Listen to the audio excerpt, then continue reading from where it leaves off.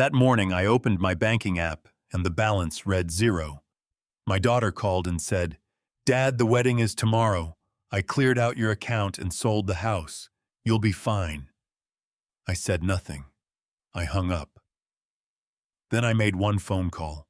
When the wedding day arrived, my daughter stood in an $8,000 dress in front of 300 people and learned exactly who her father was. Welcome back to Dad Family Revenge. I'm incredibly grateful you're here. To help me know who is standing with me today, comment on your city or country below. Also, please note this story contains creative elements for educational entertainment. Any resemblance to names or settings is coincidental, but the life lessons remain vital. The coffee was already done by the time I checked my phone. That was the order of things every morning since Margaret passed coffee first, then the birds outside, then the news, then the bank account. 40 years of marriage had given me routines I did not know how to break, and I had stopped trying. The kitchen smelled like dark roast, and the faint trace of the lavender soap Margaret kept on the windowsill above the sink. I had not moved that soap in 14 months. I was not ready to. I sat down at the kitchen table with my mug and tapped open the banking application the way I always did. It was 6:47 in the morning. Outside, the Georgia sky was doing that particular thing it does in June, turning from charcoal to copper to the softest kind of gold, all within the span of 10 minutes. I had watched that sky change color from this same chair for 4 decades. I knew every shade of it. The number on the screen stopped me cold. $0.00. I set the mug down without drinking from it. My thumb hovered over the screen, and for a moment, I thought I had opened the wrong account. I closed the application and opened it again. The balance did not change. I pressed 2 fingers against the side of my neck, the way I used to do when I was a young electrician climbing poles in August heat, and needed to know my own pulse was still steady. It was steady. Slower than usual, maybe. But steady. $420,000 had been in that account when I checked it 3 days ago. That was not my retirement savings sitting in that account. That was not money I had earned rewiring commercial buildings across 4 counties for 31 years. That money belonged to Margaret. It was the life insurance payout that arrived 6 weeks after we buried her, the check I had held in both hands in this same kitchen and wept over for the better part of an hour. Margaret had fought 14 months of chemotherapy radiation and every indignity that a body can endure, and she had done it knowing she was not going to win. She had done it to buy time. Time to plan. Time to make sure the money she was leaving behind would go somewhere that mattered. She wanted to build a place for mothers who had nowhere left to go. I was still looking at the 0 on my screen when I heard the truck. It was not a sound I could have mistaken for anything else, the heavy diesel rumble of a moving vehicle, the hydraulic groan of a loading ramp being lowered. I pushed back from the table and walked to the front window. A white truck was parked at the end of my driveway. 3 men in work shirts were already walking toward my front door, and the door I noticed was standing open. I did not remember leaving it open. I stepped into the hallway. The taller of the 3 men had a clipboard in one hand and was looking around the foyer the way a man looks at a room he is about to empty. "Morning," he said without particular interest. "We have a clearance order for this address. Full contents out by noon." "Show me the paperwork," I said. He handed me a single folded sheet without hesitation.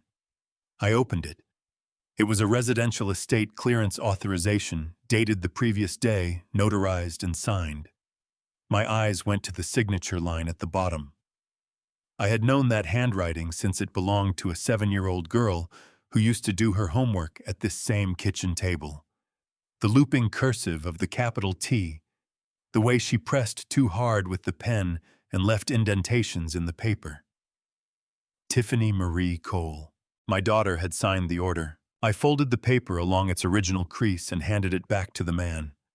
He was watching me the way people watch the elderly when they expect a scene braced for tears or shouting or a hand reaching for a telephone to dial someone who would not answer in time. I had seen that look before. I had spent 31 years showing up to jobs where someone needed help and did not know how to ask for it without looking desperate. I recognized the posture of a man waiting for someone else to fall apart. "All right," I said. "Go ahead." He blinked. "Sir," I said, "go ahead." I folded my hands in front of me. "But I want you to be careful with the rocking chair in the back bedroom. My wife used to sit in that chair every Sunday morning to read. The right rear leg has a crack in it that she never let me fix because she said it gave the chair character. I would like the leg not to get any worse." The man looked at me for a long moment. Then he nodded and turned back to his crew. I walked back into the kitchen. I could hear them moving through the front rooms, the careful sounds of professional men doing a job they had done 100 times before. I picked up my coffee mug. The coffee had gone lukewarm. I drank it anyway, standing at the counter looking out the back window at the garden Margaret had planted the spring before she got sick. The rose bushes were coming in strong this year. She would have been glad about that. She had always said roses needed a full year in the ground before they showed you what they were really capable of. I set the mug in the sink, rinsed it, and placed it on the drying rack. Then I took my phone out of my pocket and walked to the back door. I stood on the porch in the June morning air and looked at those roses for a long moment, the yellow ones she had planted along the fence line, the deep red ones climbing the trellis she had asked me to build her the summer we turned 60. I had built that trellis over a single weekend. She had brought me lemonade every 2 hours and told me I was doing it wrong, and then told me it was perfect when I was finished. Inside the house, something heavy shifted across the hardwood floor. I let it ring 3 times before I picked up. That was not an accident.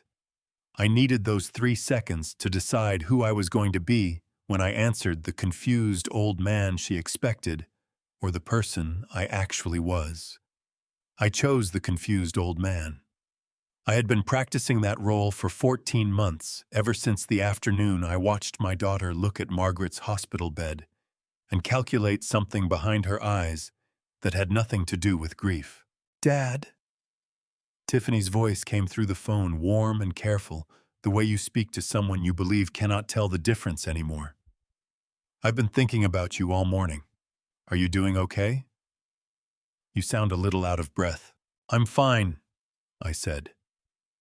I let my voice come out slower than usual, a little rougher at the edges. "Tiffany, there are men in my house. They're taking things out. They took your mother's console table from the hallway, the one from Charleston. I don't understand what's happening." A brief pause. Not long enough to mean she was surprised. Just long enough to mean she was arranging her next words. "Dad, we talked about this," she said. "Don't you remember? We sat down together last month and went over everything. You agreed that the house was getting to be too much for one person. You signed the paperwork yourself. I don't remember signing anything about the house, Dad." Her voice softened further, which made it harder to listen to. "This is exactly what Dr. Henley was talking about. The gaps. You've been having these episodes where you forget conversations we've already had. It's not your fault. That's why I had to step in. Brandon supports me completely, of course, but this was my decision. Because I love you, and I was worried." I pressed 2 fingers against the back door frame and looked out at the garden. One of the yellow roses Margaret had planted along the fence was nodding in a small breeze coming up from the south. I watched it move and kept my breathing slow and even. "The bank account," I said. "Tiffany, the account is empty. $420,000. It's gone." "It's not gone, Dad. It's been moved somewhere safer. You were keeping that much money in a basic checking account. Do you know how vulnerable that is? What if someone had scammed you? What if you'd made a bad decision on a bad day? Brandon and I had a responsibility to protect you from that. That was your mother's money, I said. My voice cracked on the word mother, not because I had lost control of it, but because I decided to let it crack the way an old man's voice would crack when he was frightened and confused and had nowhere left to turn. That was her life insurance. She wanted it used for the shelter she was planning. The women's shelter, Tiffany. You know what that money was for. Mom is gone, Dad. The warmth in her voice did not waver, which was almost impressive. And I know that's hard.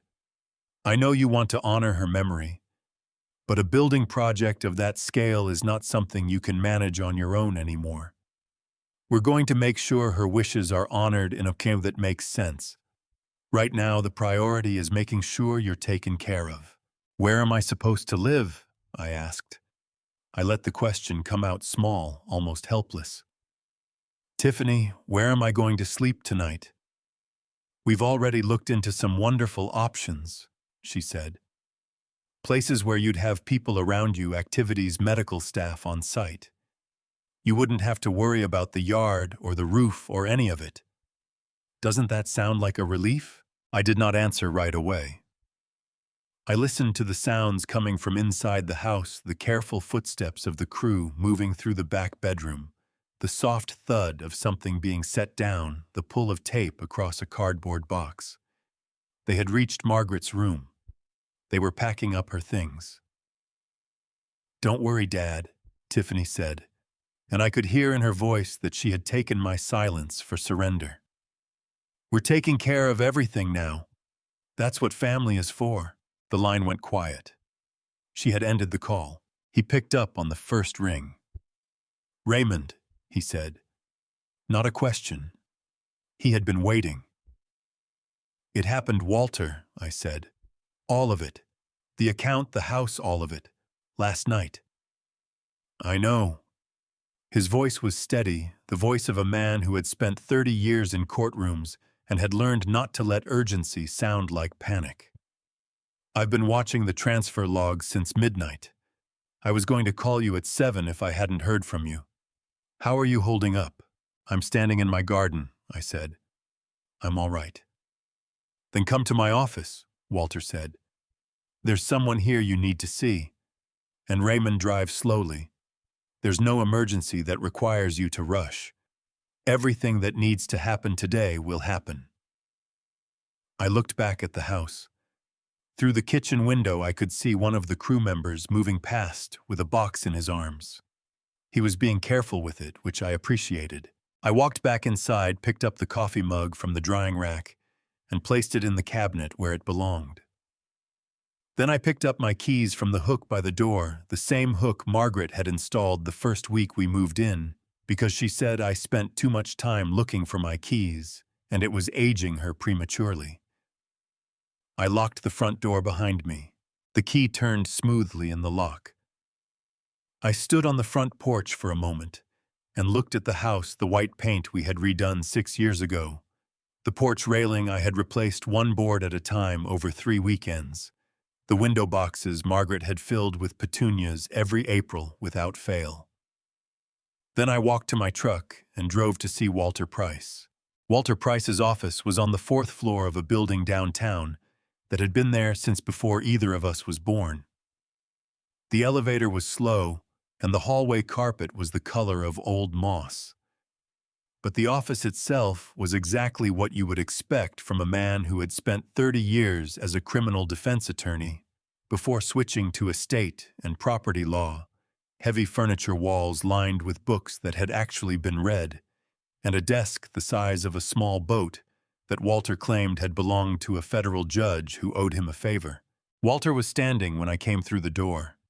He was 66 years old, broad through the shoulders, with close-cropped gray hair, and the kind of face that had stopped being readable to opposing counsel sometime around his 40th birthday.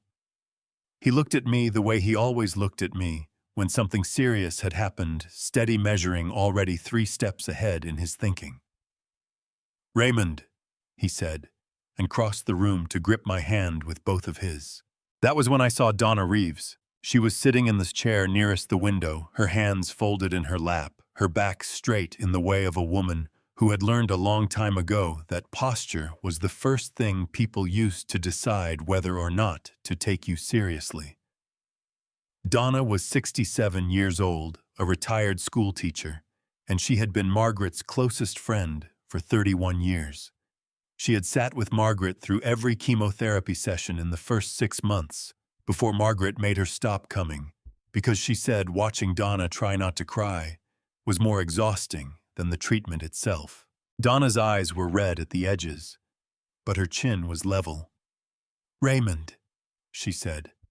Her voice was steady but thin, the way a voice gets when it has been holding something in for a very long time and is finally about to let it go. I sat down in the chair across from her. Walter moved to his desk but did not sit. He stood with his arms crossed and let Donna have the room. "I should have told you sooner," Donna said. "I've been telling myself for 14 months that I was protecting you. That Margaret asked me not to say anything, and I was honoring that. But the truth is, I was afraid of what it would do to you, and that was selfish of me, and I am sorry for it." "Tell me now," I said. Donna pressed her lips together for a moment. Then she began. She told me that Tiffany had approached the oncologist's office 4 months into Margaret's treatment, not to ask about care options or clinical trials, but to ask about prognosis timelines. Specifically, she had asked the scheduling nurse how long patients at Margaret's stage typically continued treatment before transitioning to hospice. The nurse had flagged the conversation to the doctor. The doctor had mentioned it to Margaret at her next appointment. She told me that Tiffany had obtained copies of several documents Margaret signed during her hospital stays, consent forms, insurance authorizations, routine paperwork, and that a notary in Macon had later confirmed to Walter that someone matching Tiffany's description had visited his office twice in the past year, with documents that included Margaret's signature. She told me that Margaret had known all of this. The air in Walter's office felt different after that sentence. Heavier. I put my hands on my knees and looked at the floor between my feet, old oak worn smooth in the middle, from years of people sitting exactly where I was sitting and receiving news they had not been prepared for. "She knew," I said. "She found out about 8 months before she passed," Donna said. "She called me the same afternoon. She was not angry, Raymond. That was the thing that broke my heart most. She was not angry. She was sad. She said she had seen it coming for years and had kept hoping she was wrong. Why didn't she tell me?" Donna's hands tightened in her lap. Her knuckles went pale. "Because she knew what you would do." She said, and these are her words, Raymond, I have heard them in my head every day since she said, "If I tell Raymond now, he will spend whatever time I have left being furious. And I need him present. I need him here with me, not fighting a war on my behalf." The back of my throat tightened in a way that had nothing to do with being 68 years old. I breathed through it slowly and did not look up from the floor. "She did make one phone call," Donna continued. "The day after she found out, she called Walter." I looked up at that. Walter met my eyes from across the desk and gave a single small nod. "She asked me to be ready," Walter said quietly. "She told me what she suspected Tiffany was planning. She gave me enough information to start preparing, and she asked me to wait until Raymond needed it. Those were her exact words. Wait until Raymond needs it." I sat with that for a moment. Margaret, in the middle of everything she was going through, in the middle of losing her hair and her strength, and eventually her ability to walk to the kitchen on her own, Margaret had found the clarity to make that phone call, to think about what came after, to make sure I would not be left standing in an empty house with no idea where to start. "There is one more thing," Walter said. He glanced at Donna. Donna reached into her handbag and removed a small envelope, ivory-colored, worn soft at the corners from being handled many times. She held it out toward me. "A nurse called me last night," Donna said. "She worked the overnight shifts in Margaret's hospice wing during the last 3 weeks. She has been holding on to this since the day Margaret gave it to her. Margaret told her to wait." Donna's voice broke on the last word, just slightly, and she pressed forward through it. "She told her to wait until someone came looking." I took the envelope from Donna's hand. My name was written on the front in Margaret's handwriting. The letters were uneven, pressed harder than usual, the way her writing had gotten in the final weeks when her hands were not always cooperating. But it was her. Every loop and slant of it was unmistakably hers. I held it in both hands and did not open it. "Take your time," Walter said. The envelope was lighter than I expected. I turned it over in my hands once, then again. The ivory paper had gone soft at the corners from being handled, and I understood, without being told, that the nurse who had kept it had taken it out and looked at it more than once over the past 2 years, not to read it because it was sealed, but just to make sure it was still there, that it had not been lost or damaged or forgotten. Someone had been careful with this. Someone had understood that it mattered. Walter said something to Donna in a low voice, and the two of them moved toward the far end of the office near the bookshelf, giving me as much of the room as a room that size could offer. I appreciated it without being able to say so. I worked my thumb under the flap, slowly. The glue had dried and gone brittle with time, and it came open without tearing. Inside was a single sheet of paper, folded twice the kind of plain white paper Margaret kept in the printer tray in the spare bedroom she used as an office. I unfolded it. The handwriting was hers. There was no question of that. But it was different from the Margaret who had written grocery lists and birthday cards and the occasional strongly worded letter to the county school board. This writing was slower. The letters were formed with effort pressed harder than her usual hand, as if she had needed to concentrate on each one individually. The lines did not run straight across the page. They curved gently downward toward the right, the way handwriting does when the person holding the pen is lying down. She had written this from her hospice bed. Raymond. If I was right about Tiffany, then you are reading this on a very hard day. I am sorry for that. I am sorry I could not find a way to protect you from it without making the time we had left into something smaller than it deserved to be. I need you to hear this. I am not angry at her. I was for a little while. But anger takes energy I did not have to spare, and I decided to spend what I had left on you instead. On our mornings, on the garden, on the way you still reach for my hand when you fall asleep even after 40 years. I chose those things, and I would choose them again. What I need you to know is this: you built that house with your own 2 hands. You built our life the same way. Nobody can take what a man builds with his hands and his heart. They can try. But the thing itself remains. Walter knows what to do. Donna knows what I know. Trust them. Come home when it's over. The roses need water. All my love, always, M. I read it twice. Then I folded it along its original creases and held it with both hands in my lap. The room was quiet around me. Not the kind of quiet that feels empty, but the kind that feels full, the way a church feels quiet on a Tuesday afternoon, when no service is being held, when the light comes through the windows at an angle and lands on the wooden pews, and everything in it feels like it has been there a long time and intends to stay. Donna made a sound from across the room that she tried to stop and could not. Her hand went to her mouth. She turned toward the bookshelf, and I let her have that moment without looking at her. Walter walked back to his desk and sat down. He folded his hands on the surface in front of him and waited. I became aware after a while of someone else in the room. A woman was standing near the door. She must have come in while I was reading, though I had not heard her.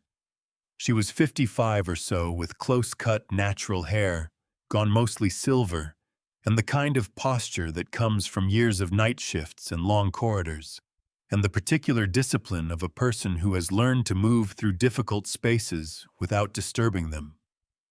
She was holding her own hands in front of her fingers, laced together, and she was watching me with an expression I recognized, the expression of someone who has been carrying something that belongs to someone else and is relieved finally to give it back. "You must be Sandra," I said. "Yes, sir," she said. "Sandra Okafor. I was on the overnight team during Mrs. Cole's last 3 weeks." She paused. "She talked about you every night.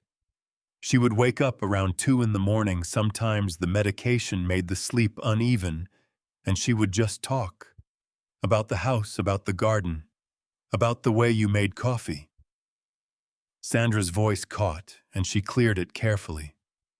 "She said you made the worst coffee she had ever tasted in her life, and she had never once told you because she liked watching you be proud of it." Something moved through my chest at that, not pain exactly, but the close relative of it, the thing that lives just next door to grief and sometimes gets mistaken for it. I stood up from the chair. My knees protested briefly the way they always did now on cold mornings, and on mornings that were not cold but felt that way anyway. I walked to where Sandra was standing, and I held out my hand. She shook it with both of hers. "Thank you," I said, "for keeping it safe." "She made me promise," Sandra said simply. I nodded. Then I turned back to Walter, and I straightened my shoulders, and I felt something settle into place inside me the way a door settles into its frame when the wood has expanded to fit it correctly. Not forced, not strained, just exactly right. "All right, Walter," I said. "Let's begin." Walter opened his laptop. "Before anything else," he said, "there is something on your kitchen camera from Tuesday night that you need to see." Walter turned the laptop so I could see the screen. The image was dark at first, the low-light mode of the camera adjusting to the kitchen, the familiar geometry of my own counters and cabinets rendered in the slightly greenish tint of night vision. I had been asleep by 9:30 that night. I remembered because I had watched the last of the evening news, and then turned off the lamp in the bedroom and listened to the rain on the roof until I went under. Someone had been in my house while I slept. The front door opened. I watched 2 figures come in, not quietly, not carefully, the way people move when they know they are alone in a space and do not expect to be observed. Tiffany went straight to the kitchen table and dropped her handbag onto it with a thud that even through the laptop speakers sounded proprietary, like someone setting their things down in a place they have already decided belongs to them. The man behind her was someone I had not seen before. He was 35 or 40, broad across the chest, with the particular kind of physical confidence that comes not from hard work, but from the gym's a kind of build that takes maintenance and knows it. He was wearing dark slacks and a light-colored shirt with the collar open, and he moved through my kitchen the way a man moves through a space he has visited before. Not for the first time. He went directly to the cabinet above the refrigerator without looking for it. That cabinet was where I kept the good whiskey. "That man," I said. "Carson Webb," Walter said. 36 years old. Licensed real estate broker out of Savannah. He's been operating in this county for about 4 years. Walter paused. He and Tiffany have known each other for at least 2 of those. On the screen, Carson Webb pulled down the bottle I kept on the top shelf, a 12-year single malt that a colleague had given me when I retired, a bottle I had been saving without ever quite deciding what occasion was worth it for. He poured 2 glasses without asking where the glasses were, which told me he had done it before. He slid one across the counter to Tiffany without looking at her, and she took it without looking at him, and the ease of it, The complete absence of any need to perform for each other told me everything I needed to know about what this was. Tiffany pulled a laptop from her bag and opened it on my kitchen table. "How much did she leave him?" Carson asked. He was leaning against my counter, glass in hand, studying the ceiling of my kitchen with the relaxed expression of a man reviewing real estate he has already decided to purchase. $420,000, Tiffany said. Her eyes were on the screen in front of her. Plus the house.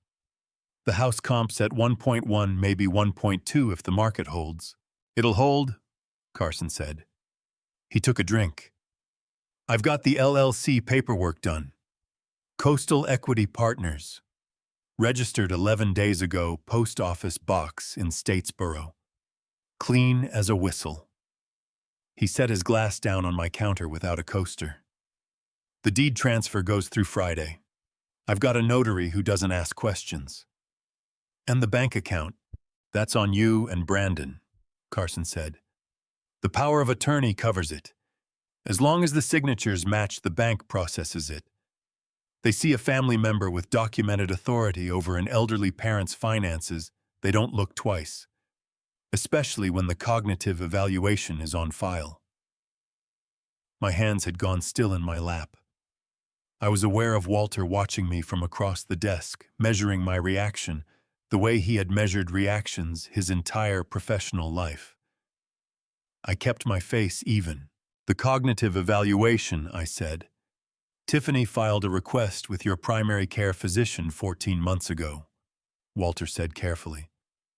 Dr. Henley refused to complete it. He told her your cognitive function was entirely normal for your age and that he would not provide documentation suggesting otherwise. She tried a second physician through a telehealth service. That one was more cooperative. On the screen, Tiffany turned the laptop to face Carson.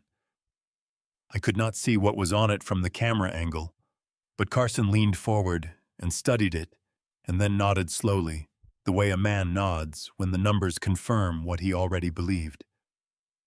The transfer account in Atlanta clears by Monday, Carson said. By the time anyone figures out the deed is, let's call it irregular, we're already gone. Brandon doesn't know about Atlanta, Tiffany said. It was not a question. Brandon doesn't need to know about Atlanta, Carson said. He picked up his glass again. Brandon's job is to sign his name on Friday night and smile at the wedding on Saturday. What happens Sunday is between you and me. Tiffany looked up from the laptop at that. She looked at Carson across my kitchen, across the counter, where Margaret had stood every morning for 40 years, where she had made lunches for Tiffany, when Tiffany was small enough to sit on that counter and swing her feet while she waited. Tiffany looked at Carson with an expression I did not recognize on my daughter's face. It was the expression of a person who has been pretending for so long that they have forgotten there was ever anything underneath the pretending. To easy money, Carson said, and raised his glass. Tiffany raised hers. The crystal caught the kitchen light. Walter reached over and closed the laptop. The office felt very still. Donna had her arms crossed and was staring at the middle distance with her jaw set in the way of a woman who is furious and has decided that fury is not the most useful thing she can offer right now. Sandra had her eyes on the floor. I looked at Walter. How much of that money, I said slowly, is still sitting in the transfer account? Walter held my gaze. That, he said, is exactly the right question. Right. Can we freeze it? I filed for an emergency temporary restraining order 40 minutes ago, Walter said. A TRO allows a judge to freeze assets immediately when there is documented evidence of ongoing fraud. Given what is on that camera footage, I expect it to be granted before midnight. He paused. The $420,000 in the primary account is more complicated. That money has already moved twice through intermediary accounts. Recovering it will take longer. I nodded. I had expected that. The $420,000 was not what I was worried about. Walter, I said, The $420,000 that Tiffany took, what do you know about that account? Walter looked at me carefully. It was a checking account in your name at a Delaware chartered bank. The balance prior to the withdrawal was exactly $420,000, which matches the life insurance payout from Margaret's policy. He stopped. Raymond, is there something you want to tell me? I leaned back in my chair. That account has been open for 14 months, I said. I opened it the same week Margaret received her diagnosis. Not because I needed a new checking account, because I needed a specific number to be visible in a specific place. The room went very quiet. Donna turned from the window where she had been standing and looked at me. The life insurance payout came in 6 weeks after Margaret passed, I said. $420,000. I deposited it the same day it arrived, but not into that account. I deposited it into a trust. I looked at Walter. An irrevocable trust, established through an estate law firm in Savannah. Donna is the trustee. Walter's expression did not change, but something behind his eyes shifted in the way of a man recalibrating a situation he thought he had fully understood. When did you do this? October of last year, I said. An irrevocable trust means that once the assets are transferred in, I no longer own them legally. Donna, as trustee, controls the distribution according to the terms I set. The terms specify that the funds are to be used for the establishment of a nonprofit residential facility for displaced mothers and their children.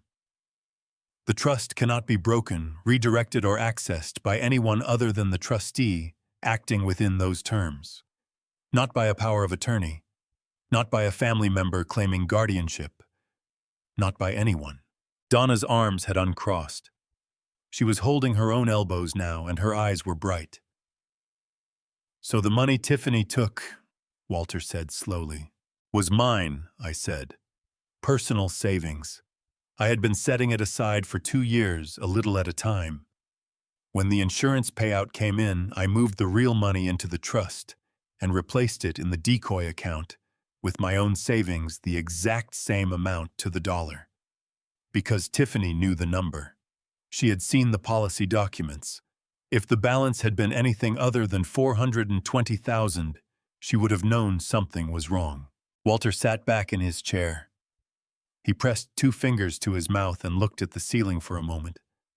Then he looked at me.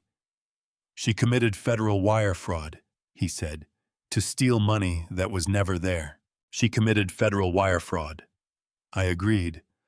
Forged a power of attorney, arranged a fraudulent deed transfer, and wired funds across state lines. All for $420,000 of my personal savings that I can recover through civil restitution, and none of Margaret's money. Raymond. Walter shook his head slowly. When did you set this up?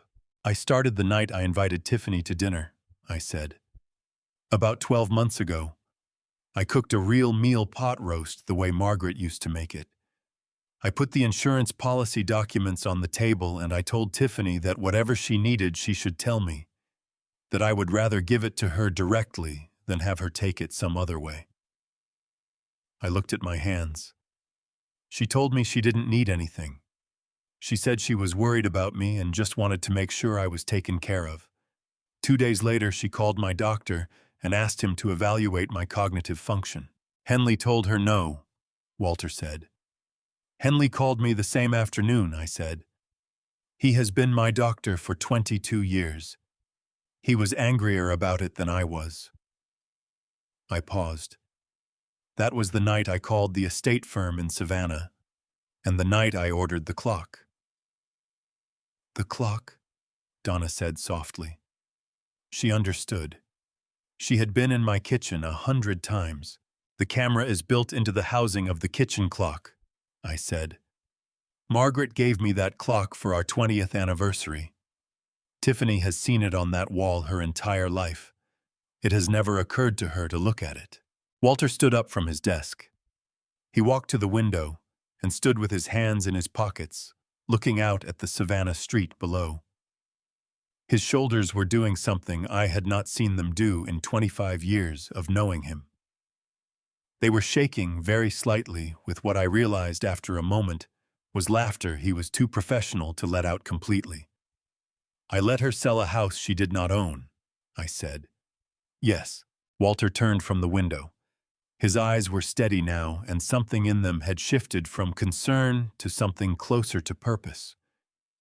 "Then we have work to do before tomorrow," he said. "And Raymond, you mentioned you had somewhere to be tonight." I stood up. My knees did what they always did. I ignored them. "My daughter is having a rehearsal dinner," I said. I was invited.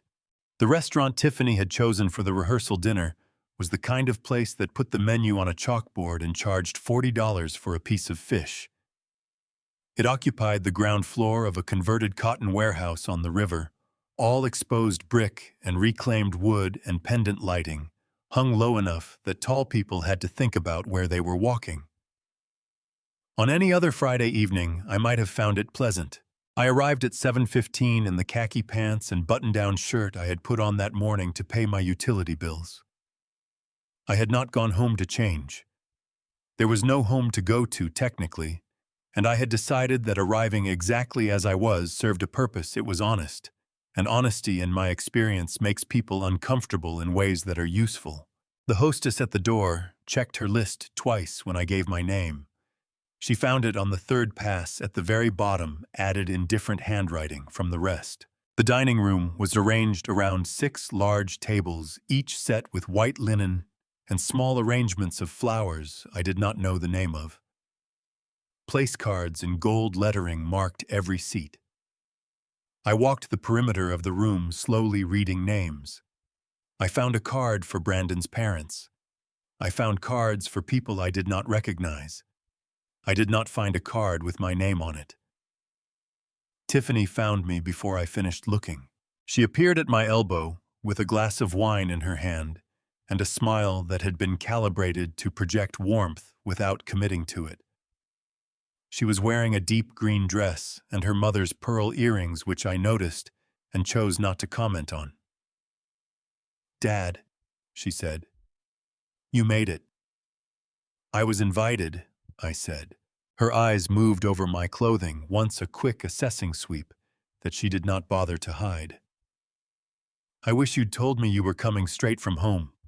I could have had something sent over." She touched my arm briefly, the way you touch a surface to check its temperature. "Come with me." She led me to the far corner of the room, away from the 6 main tables, away from the pendant lights and the river view windows. A server materialized with a chair, white plastic, the stackable kind used for outdoor events and church picnics, the kind of chair that announces its own temporariness in every line of its construction. The server placed it against the wall with the focused neutrality of a man who has been told to do something he finds distasteful and has decided that performing it without expression is the closest he can come to objecting. No linen, no place setting, no name card. "Sit here where it's comfortable," Tiffany said. Her voice was warm enough to carry to the nearest tables.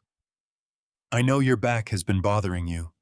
This way you can stretch your legs out if you need to." From the second table, a woman I did not know leaned toward the woman beside her and said something behind her hand. Both of them looked at their plates immediately afterward. I sat down in the plastic chair. I put my hands on my knees and I looked at the room. Brandon Walsh was at the head table talking to a man about his own age, with the animated ease of someone who has had one drink and is genuinely enjoying himself. Brandon was 33, dark-haired, with an open face that had not yet learned to be careful. He laughed at something his companion said and reached for his water glass, and I found myself thinking that he looked like a man who believed completely and without reservation that tomorrow was going to be the best day of his life. Carson Webb was at the second table, third seat from the left. He was in a sport coat and no tie, and he was doing the thing people do when they are trying to appear relaxed, leaning back slightly, making expansive gestures, laughing half a beat too quickly at things that were not quite funny enough to deserve it. His eyes moved around the room with a regularity that had nothing to do with socializing. When they landed on me, they stopped for exactly 2 seconds. Then he picked up his drink and turned to the woman on his left. He had not expected me to be here. That was useful information. A man at the third table stood up and walked toward me. He was roughly Brandon's age, with the build of someone who had played football in college and now coached his kids' little league team on Saturday mornings. He was holding his wine glass, and he had the straightforward expression of a person who has seen something happen and decided that doing nothing about it is not an option. "Sir," he said, stopping in front of me and extending his hand. "Joe Mercer. I'm a friend of Brandon's from college. Please come sit at our table. There's plenty of room." I shook his hand. It was a firm, uncomplicated handshake, the handshake of a man who meant what he said. "Thank you, Joe," I said. "I appreciate that. I think I'll stay where I am." Joe Mercer looked at me for a moment, and then he nodded. Not the nod of someone who has been dismissed, but the nod of someone who has understood something they were not explicitly told. He went back to his table. When he sat down, he did not look in Tiffany's direction. I sat in the plastic chair for 2 hours. I watched the dinner happen around me. I watched Tiffany work the room, the hand on the shoulder, the laugh at the right moment, the way she positioned herself near Brandon whenever someone important was watching. I watched Carson Webb and noted the precise and careful distance he maintained from her in public. I watched Brandon Walsh give a toast that made 3 people cry and made Tiffany smile in the particular way people smile when they are thinking about something else. I was still sitting in that chair when Tiffany came back to me at the end of the evening. She reached into her small clutch purse and removed an envelope and held it out between 2 fingers. "Dad," she said, "take this, in case you need anything. Living alone, I worry about you." I took the envelope. It was a standard white envelope, the kind that comes in a box of 200 from the office supply store. My name was not written on it. She had not bothered with that. I worked the flap open with my thumb and looked inside. A single $50 bill folded once. I took it out and held it. The bill was crisp, newly issued, the kind you get from a teller when you specifically ask for new bills, which meant she had thought about this in advance. She had gone to a bank, requested a fresh 50, and brought it here in an envelope with the deliberate intention of handing it to her father in front of his future son-in-law's family and friends. I turned it over once in my fingers, the way I used to turn over connections in an electrical panel, checking the contact, making sure I understood what I was holding. $50. Margaret and I had built a house on a retired electrician's wages. We had put a child through school, kept a roof in good repair, replaced the water heater twice, and managed 40 years of ordinary financial life without ever asking anyone for help. $50 was what I spent on groceries on a slow week. It was the amount I used to leave in the envelope on the kitchen counter when I went out of town for a job and wanted Margaret to have spending money without having to go to the bank.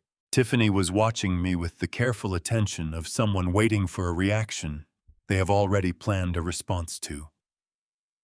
"Thank you," I said. I folded the bill and put it in the breast pocket of my shirt. I patted the pocket, once the way you secure something you intend to keep. Tiffany's shoulders dropped a 1/4 inch, the involuntary release of someone whose gambit has landed. She reached out and touched my forearm with 3 fingers. "I just want to make sure you're okay, Dad. That's all this has ever been about." "I know," I said. From the second table, Carson Webb was watching us. He had turned in his chair with the casual pretense of looking toward the bar, but his eyeline was wrong. For that, he was watching me receive that envelope, and something in his posture was recording the outcome with the focused attention of a man checking a box. I looked at him directly for 1 second. He looked away first. Brandon Walsh was still at the head table now, deep in conversation with an older man I took to be his father. Brandon had one hand on the older man's shoulder and was leaning in the way sons lean toward fathers when they are telling them something they hope will make them proud. He had not seen the envelope exchange. He had not seen the plastic chair. Either Tiffany had positioned him carefully throughout the evening, or he was the kind of man who trusted the people he loved so completely that he did not think to look for evidence against them. I was not sure which was sadder. Joe Mercer caught my eye from across the room as I stood up from the plastic chair. He raised his chin slightly, not a greeting exactly, more an acknowledgement. I gave him the same back. I made my way to the exit without stopping to say goodbye to anyone. There was no one to say goodbye to, technically. I was not on the seating chart.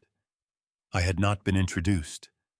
For all practical purposes, I had spent 2 hours in that room as a ghost present, observing, leaving no mark. Outside, the June air had cooled to something reasonable. The river was a dark presence beyond the parking lot, carrying the particular smell of Georgia lowland water in summer, brackish and alive and slightly ancient. I stood on the sidewalk for a moment and put my hand in my breast pocket and touched the folded $50 bill. She thought it was an insult. She was right that it was meant as one. But she had miscalculated what it would become. In my experience, the things people use to humiliate you have a way of turning into the things that finish them if you are patient enough to wait for the right moment. I took out my phone and called Walter. He answered before the second ring. "How did it go?" "Exactly as expected," I said. "File the motion tonight, Walter. Whatever judge is on call, whatever it takes. I want that transfer account frozen before Carson Webb wakes up tomorrow morning." "Already in motion," Walter said. The TRO application went to the duty judge at 9:45. I expect a ruling by midnight. Raymond, there's one more thing. A pause. The account they used to receive the house payment from Coastal Equity, I ran a deeper trace on the source of those funds. The money Carson used to purchase the deed did not come from a conventional lender. Where did it come from? "I will explain everything in the morning," Walter said. "Get some sleep. You need to be sharp tomorrow." I looked out at the dark river. "I haven't slept past 5 in the morning since Margaret died," I said. "Sharp is not something I have trouble with." "Then get some rest," Walter said, and there was something in his voice that was almost gentle. "Tomorrow is the last day of all of this." I ended the call and stood on the sidewalk outside the restaurant until the last of the dinner guests began filtering out through the front door. I watched Tiffany emerge on Brandon's arm, laughing at something he had said, her green dress catching the light from the entrance. She did not look in my direction. Brandon looked happy in the uncomplicated way of a man who is exactly where he wants to be. I walked to my truck and drove to the motel on the edge of town where I had booked a room that afternoon. It was a clean, plain room with a firm bed and a window that looked out on the parking lot. I sat on the edge of the bed and took the $50 bill out of my pocket and looked at it for a long time. Then I placed it on the nightstand next to the photograph of Margaret I carried in my wallet, and I lay back on top of the covers and I waited for midnight. I was not asleep when the phone rang. I had been lying on top of the motel covers in the dark, with my hands folded on my chest, watching the ceiling and listening to the occasional car pass on the highway outside. The room was cool and plain and smelled of industrial cleaning solution and the faint ghost of someone else's cigarette from years ago, back when you could still smoke in rooms like this. The photograph of Margaret looked back at me from the nightstand. The $50 bill lay beside it, still folded, still crisp. The phone lit up at 11:23. Walter Price. I had the phone to my ear before the second ring finished. "The TRO was granted," Walter said. Judge Patricia Holloway signed it at 11:07. The coastal equity transfer account is frozen as of midnight tonight. Carson Webb will wake up tomorrow morning and find that $240,000 has become completely inaccessible to him. I let out a breath that I had not been fully aware I was holding. And the deed. I filed a companion motion to void the property transfer on the grounds of document fraud, Walter said. The forged power of attorney is the key. When Tiffany presented that document to the title company, she committed fraud in the execution of a real estate contract that makes the entire transaction voidable under Georgia law. The house is not legally theirs, Raymond. It never was. How long to get it formally reversed? Weeks, not months. We have the camera footage, the forged document, and the wire transfer records. The title company's own records will show the anomalies once we flag them. This is not going to be a complicated case. A pause. The criminal referral is another matter. That will move on its own timeline through the district attorney's office. But the civil recovery, the house your savings, that moves faster. You mentioned something about Carson's money, I said. Where it came from. I heard Walter shift in his chair. It was nearly midnight, and I could picture him clearly still at his desk. Ty loosened the desk lamp, throwing a yellow circle over a spread of documents he had been working through since I left his office that afternoon. Are you familiar with a company called Piedmont Capital Lending? He asked. No, most people aren't, Walter said. They operate out of a suite of offices in an office park near the interstate. On paper, they are a private commercial lender. They offer high-interest, short-term loans to small businesses that cannot qualify for conventional financing. In practice, the district attorney's office has been building a case against them for 3 years on suspicion of operating an unlicensed lending syndicate. He paused. They are not gentle people, Raymond. Their collection methods are not conducted through the court system. I stared at the ceiling. Carson borrowed from them. $600,000, Walter said, secured against the expected proceeds of the coastal equity property flip. His business plan, as best I can reconstruct it, was to use their money to purchase your house at the artificially low price, then flip it on the open market within 30 days for its actual value, which would have netted him enough to repay Piedmont with their interest and still walk away with several $100,000 in profit. Except the deed is fraudulent, I said. Except the deed is fraudulent, Walter agreed. Which means Carson does not own a property he can sell. Which means he cannot repay Piedmont Capital Lending. Which means the people who lent him $600,000 at terms I would not wish on anyone are going to begin looking for their money through methods that do not involve filing paperwork with the county clerk. The room felt very still. Outside, another car moved along the highway, and its headlights swept briefly across the ceiling above me. He brought them into this himself, I said. He did, Walter said. And here is the piece that should concern you to understand clearly. Tiffany does not know about Piedmont. Carson kept that arrangement entirely to himself. As far as Tiffany is concerned, Carson is a well-resourced real estate operator who had ready access to capital. She has no idea that the man she is planning to disappear with has borrowed $600,000 from people who will not accept a legal explanation for why it has not been returned. I thought about Carson Webb at the rehearsal dinner, the careful distance he maintained from Tiffany in public, the way his eyes had moved around the room with that metronomic regularity. I had read it as the caution of a man managing a secret. I had been right, but I had not known how heavy the secret was. When the account freeze hits tomorrow morning, I said slowly, Carson will know the plan has failed, but he cannot tell Tiffany why. If he tells her about Piedmont, she will know he has been managing a debt that endangers both of them. She will walk away from him before the wedding cake is cut. So he will pretend, Walter said. He will put on his jacket and drive to that wedding and stand in that crowd and smile, and he will spend every minute of it trying to figure out a way to fix something that cannot be fixed. I reached over and picked up the $50 bill from the nightstand. I held it above me in the dark and looked at it, though I could not really see it in the dim light from the window. He borrowed a fortune he cannot repay.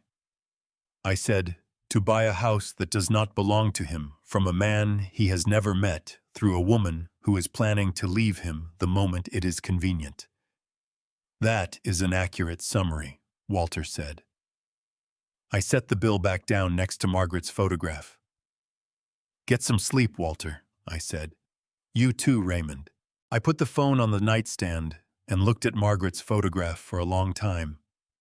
She was smiling in it, the smile from our trip to the Smoky Mountains the summer we turned 55, the one where she had made me pull over on the side of the road because she wanted to look at the valley, and I had complained about the traffic, and she had ignored me completely, and it had been one of the best afternoons of my life.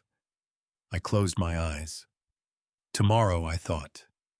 Tomorrow, we finish this.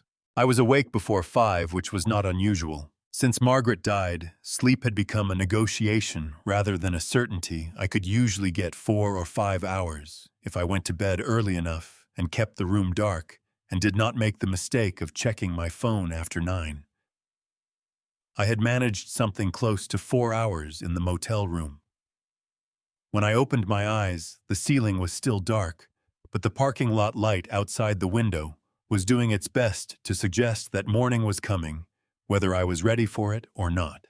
I lay still for a few minutes.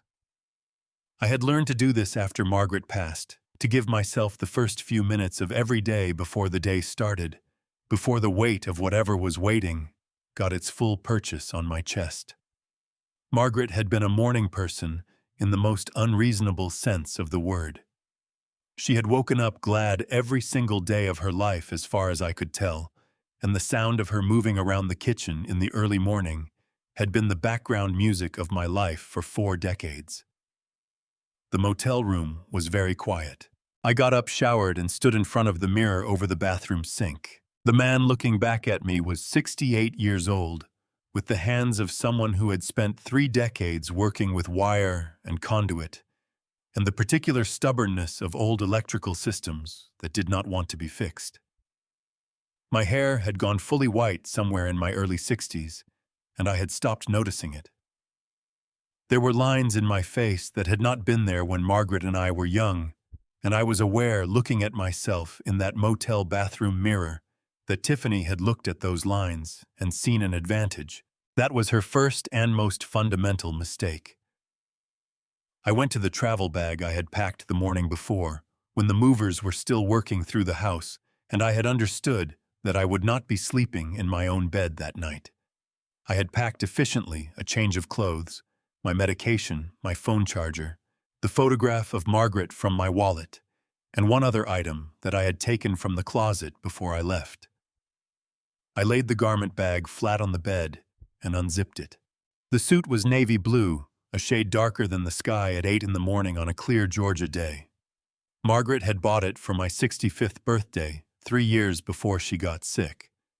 She had driven to Savannah without telling me, gone to a men's clothing store on Broughton Street that had been there since her father's time, and had it fitted by a tailor whose family had been in the business for 2 generations. She had brought it home in a white box with a ribbon on it, and watched me open it with the particular expression she wore when she had done something she was proud of, and was trying not to show how proud she was. "You are still the most handsome man in any room," she had said when I put it on, "even when you refused to believe it." I had worn it twice. Once to the retirement dinner my colleagues threw for me when I left the electrical contracting company. Once to Margaret's funeral because it was the best thing I owned, and she had bought it, and I wanted to wear something she had chosen. I put it on now for the 3rd time. The trousers still fit. I had lost a little weight in the 14 months since the funeral, which was the kind of thing that happened when you cooked for 1 person after 40 years of cooking for 2 and could never quite get the portions right. I buttoned the jacket and straightened the lapels and stood in front of the full-length mirror on the back of the motel room door. The man in the mirror was not the man who had sat in a plastic chair the night before. I took the $50 bill from the nightstand and placed it in the front pocket of the trousers. I wanted it close. I checked my phone, a text from Walter at 6:41, account freeze confirmed. Webb's access to coastal equity funds terminated at midnight. Call me when you're ready. I called him. You sound like yourself, Walter said when he answered. It was not a compliment exactly. It was an observation from a man who had known me long enough to know the difference between the version of me that was managing and the version that was operating. I feel like myself, I said. Good. The TRO paperwork is in order. I have a copy of the forged power of attorney authenticated by a document examiner I trust. The camera footage is on 2 separate drives and backed up to a secure server. A pause. My people are already at the venue. They will be in position by 2 o'clock. And Carson. Carson Webb has attempted to access the coastal equity account twice this morning already, Walter said. Once at 6:15 and once at 6:52. Both attempts failed. He knows something is wrong. He does not know yet how wrong. I looked at the navy suit in the mirror. I thought about Carson Webb in whatever apartment or hotel room he was in, staring at a screen that would not give him what he needed, feeling the first cold edge of a situation he could not talk his way out of. He will go to the wedding anyway, I said. He has no choice. If he disappears now, Tiffany will know something went wrong and the whole arrangement collapses. He has to stand in that crowd and pretend for a few more hours and hope something changes. Nothing is going to change, Walter said. No, I said. Nothing is. I picked up the photograph of Margaret from the nightstand, the one from the Smoky Mountains the afternoon she had made me pull over for the view. I looked at it for a moment, then placed it carefully in the inside breast pocket of the jacket against my chest, next to the letter she had written from her hospice bed. Then I picked up my keys and walked out of the motel room into the Georgia morning. Walter's car was already in the parking lot. He was standing beside it in a dark gray suit, holding 2 cups of coffee from the gas station across the road. He held one out as I walked toward him. I took it. It was terrible coffee thin and overheated and tasting faintly of the plastic lid. Margaret would have poured it down the sink without a second thought. I drank it anyway and got in the car. The venue was 40 minutes outside of town, up a 2-lane road that wound through stands of loblolly pine and past fields that had been planted and replanted for 150 years. Walter drove and I watched the Georgia countryside move past the window, the particular green of June deep and humid, and so saturated with color that it almost looked artificial, like something painted by a person who had only ever read descriptions of summer and never actually seen one.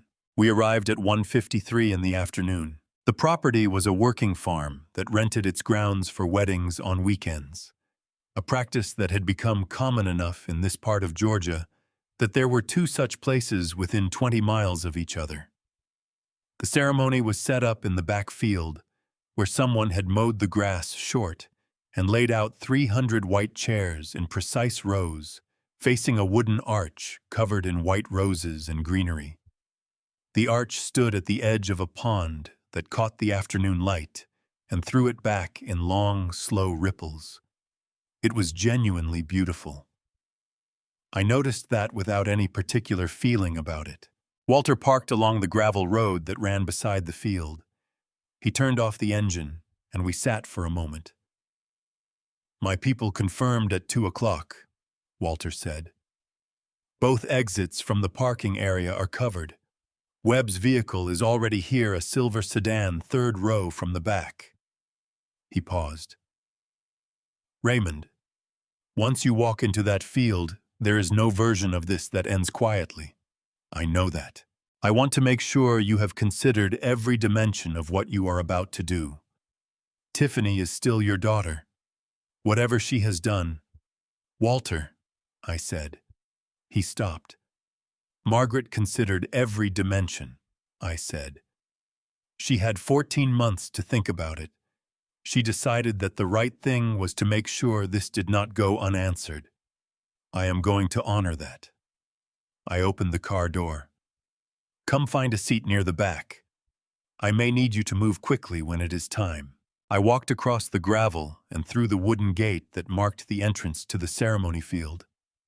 A young woman in a pale blue dress was directing guests with a small printed map of the seating arrangement. She smiled at me and I smiled back and walked past her before she could ask my name or offer me a program. The guests were mostly seated. I counted the rows as I moved along the outside edge of the field, close to 300 people dressed in summer linens and sundresses, and the particular reluctant formality of men who own one good blazer and wear it to everything between funerals and weddings.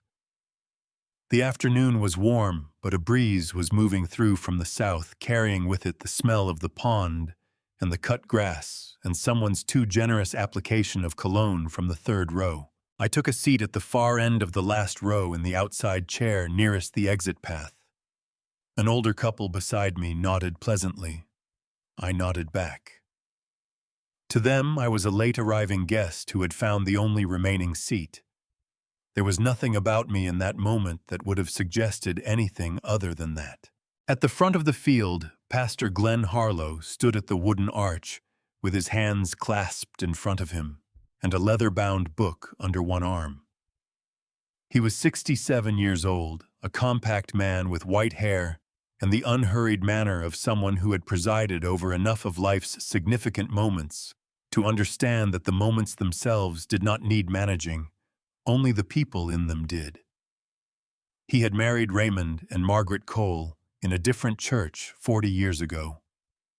I had not spoken to him since Margaret's funeral, where he had said things about her that were true and accurate, and had therefore been more comfort than the things people usually say. He caught my eye from the front of the field and gave a small, single nod. He knew why I was here. I had called him the previous morning before the movers arrived in what now felt like a different life. He had listened without interrupting. When I finished, he said, "Raymond, I will not stand in your way, but I hope you will give her a chance to be something other than what she has been." I had thanked him and not made any promises. Brandon Walsh stood to the left of the arch in a dark suit that fit him well. He was talking to his best man, a heavy-set fellow with a red tie and an expression of good-natured nervousness, and laughing at something with the physical ease of a man who has no reason to be afraid of what the next hour holds. His hands were loose at his sides. His jaw was unclenched. He was completely, entirely unaware. I found Carson Webb 4 rows in front of me on the aisle side. He was in a charcoal suit with a white pocket square, and he was sitting with both feet flat on the ground and his hands on his knees in the posture of a man who is working very hard at appearing calm. His phone was in his jacket pocket. I could see the rectangular outline of it through the fabric. Every 90 seconds or so, his right hand moved toward that pocket and then stopped as if he had reminded himself not to check it again. His jaw was tight. A small muscle jumped in his cheek at irregular intervals. The string quartet at the side of the field began to play. 300 people turned their attention toward the entrance path at the far end of the field, where Tiffany Cole was about to appear in an $8,000 dress to marry a man she intended to abandon before the weekend was over. I reached into the breast pocket of my navy suit and felt the corner of Margaret's letter against my fingertips. Then I reached into my trouser pocket and felt the folded $50 bill, both still there. I settled back in my chair and waited for the music to bring her down the aisle. Tiffany came down the aisle alone. She had chosen not to have anyone give her away, which I had been informed of through a third party sometime in the spring. Along with the guest list and the menu and the other details that had been communicated to me, The way you communicate with someone you have already decided is not a relevant party to the proceedings.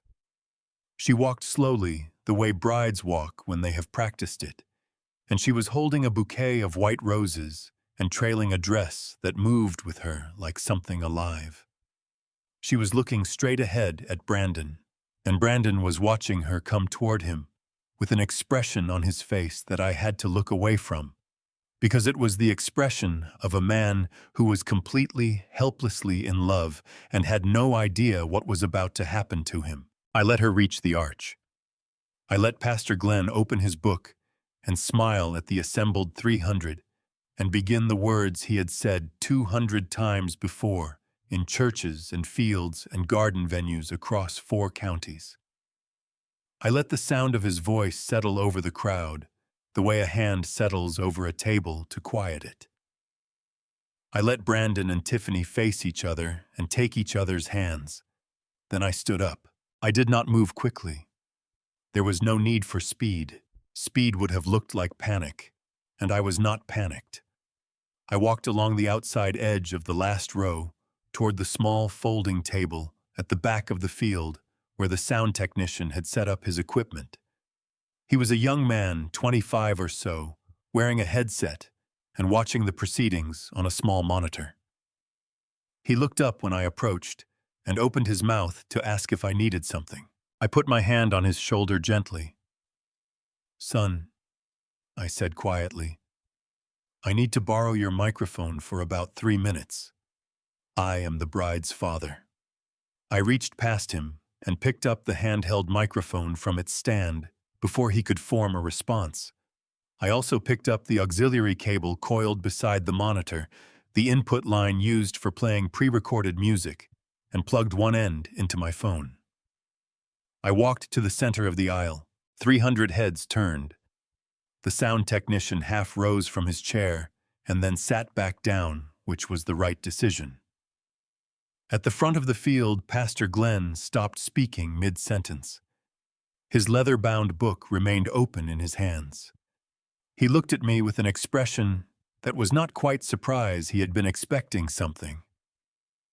I realized, though, perhaps not exactly this. Brandon saw me and his brow creased with confusion. He leaned slightly toward Tiffany. "Is that your—" Tiffany's hands tightened around the bouquet. The white rose petals compressed under her fingers. Her face did not change, but the stillness of it changed. It became the stillness of something that has stopped moving, because it has been caught, not because it chose to stop. "Ladies and gentlemen," I raised the microphone. My voice came out of the speakers at a volume that reached the far edges of the field clearly and without distortion. "My name is Raymond Cole. I am Tiffany's father. Before this ceremony continues, I would like to share a wedding gift with everyone here." The murmuring that ran through the crowd lasted approximately 4 seconds. Then it stopped. People could tell from a voice when something real was happening. This was something real, and they knew it. Tiffany released Brandon's hands. She took one step forward down from the platform. "Dad." Her voice was controlled and low, and carried a warning in it that I recognized from when she was a teenager and had decided that the best defense against being caught was to sound like the wronged party. "This is not the time or the place for Tiffany." I said her name exactly as I had always said it, in the same register with the same weight. One word. She stopped moving. I looked at her for a moment. In the navy suit Margaret had bought me, holding a microphone in a June field in Georgia, I looked at my daughter across 300 people and what felt like 40 years of accumulated love and its complicated aftermath, and I said what I had come to say. "Yesterday morning I woke up to find my bank account emptied and my home being packed into a moving truck. You called me shortly after to let me know that you and Brandon had taken control of my finances and sold my house for my own protection. You said because I was no longer capable of managing my own affairs." I paused. "The money you took was $420,000 that your mother worked and suffered and ultimately died protecting. It was meant for women who have nothing and need somewhere safe to go. The field was absolutely silent now. The pond behind the arch reflected the afternoon sky without moving. "I am not here to make accusations," I said. "I am here to play you something. It was recorded in my kitchen on Tuesday night. In front of the clock on the wall, the clock your mother gave me for our 20th anniversary." Carson Webb's right hand moved to his jacket pocket. His fingers pressed against the rectangle of his phone through the fabric. His jaw worked once, then stopped. I held up my phone. I looked at Tiffany. Her face had gone the color of the white roses in her bouquet. Her lips were pressed together so tightly that the color had left them. She understood what was coming. She had understood from the moment I said the word clock. "I am simply here," I said, "to deliver my wedding gift." I pressed play. Before I pressed play to expose the shocking truth and shatter her perfect wedding facade, comment "exposed" right below to let me know you're still here standing for justice. Also, please note the upcoming events contain dramatized elements for suspense. If this isn't for you, feel free to turn off the video right now. But if you stay, the price the betrayers will pay won't disappoint you. The first 2 seconds were silence. The digital pause before the recording began, the small gap between the moment I pressed the button and the moment the microphone in the kitchen clock had started capturing what was in the room. Then Tiffany's voice came out of the speakers. It was strange to hear her that way, amplified across an open field, bouncing off the white tent at the back of the property, carrying over the pond and into the tree line beyond. Her voice was the same voice I had heard say her first words in a hospital room 34 years ago, the same voice that had called me Daddy until she was 11. And Dad after that, the same voice that had called me from college when she needed money, and called me on holidays when it was obligatory, and stopped calling me altogether, sometime in the past 2 years, without either of us formally acknowledging that it had stopped. That voice said through my phone speakers and out across 300 people on a Saturday afternoon in June, "Brandon just needs to show up and sign his name. After the wedding, we take the money and I'm done." The sound that went through the crowd was not a gasp exactly. It was more like the sound a field makes when a strong wind moves through it, a collective shift, involuntary. The physical response of 300 people receiving information, their bodies processed before their phones caught up. Then Carson's voice, easy and unhurried, the voice of a man helping himself to someone else's whiskey in someone else's kitchen. "And the old man, what if he figures it out?" Tiffany's voice. "He won't. He's just a retired electrician, Carson. He doesn't know what he doesn't know." A woman in the 4th row pressed both hands over her mouth. The man beside her put his hand on her back. In the 6th row, a man in a blue blazer stood up halfway from his chair and then sat back down as if his legs had made a decision his brain was still debating. At the sound table in the back, the young technician had stopped pretending to do anything other than listen. On the platform, Brandon Walsh had gone very still. He was still holding the position he had been in when the recording started, facing Tiffany, hands at his sides. Weight evenly distributed, the posture of a man who had been in the middle of the most important moment of his life. But something had happened to his face. The open, uncomplicated happiness I had seen on it all afternoon had drained out of it the way color drains from a room when the sun goes behind a cloud, gradually, and then all at once, and then completely. The recording continued. Carson's voice. "What about you and me? Does he know about—" Tiffany's voice cutting him off cleanly. "Brandon doesn't know anything that isn't useful to me. That's how it has always worked." Brandon's chin dropped toward his chest. A single small movement. He raised it again after a moment, and when he did, his jaw was set in a way I had not seen before on his face, a new configuration. The face of a man who has been shown something he cannot unsee and is in the process of deciding what to do with it. Tiffany spun toward me from the platform. Her bouquet swung out in a wide arc, and 2 rose petals detached and fell to the wooden boards at her feet. "Turn it off." Her voice was sharp and stripped of every layer she had applied to it over the past 2 days, the warmth, the concern, the practiced reasonableness. What was underneath was something harder and flatter. "That is taken out of context. You do not understand what you are hearing." I did not turn it off. The account transfers on Friday night. The deed records Saturday morning. By the time anyone looks at the numbers, we are already out of the country. Carson's voice. "And Brandon." A pause on the recording. A pause I remembered from watching it on Walter's laptop, the pause where Tiffany had looked at Carson across my kitchen counter, with the expression of a woman who had stopped pretending so long ago she had forgotten there was ever anything to pretend about. Her recorded voice. "Brandon can figure it out on his own. That's what lawyers are for." I reached down and pulled the auxiliary cable from my phone. The recording stopped. The June afternoon rushed back in to fill the space where her voice had been birdsong, the light movement of air through the field, the distant sound of a car on the 2-lane road beyond the tree line. I looked at Brandon Walsh. He was looking at Tiffany. Not with anger, or not only with anger. There was something else in it, something that I recognized from my own experience of being shown a truth you had half known for a long time, and had chosen for reasons that seemed good at the time not to examine too closely. His chest rose and fell once slowly.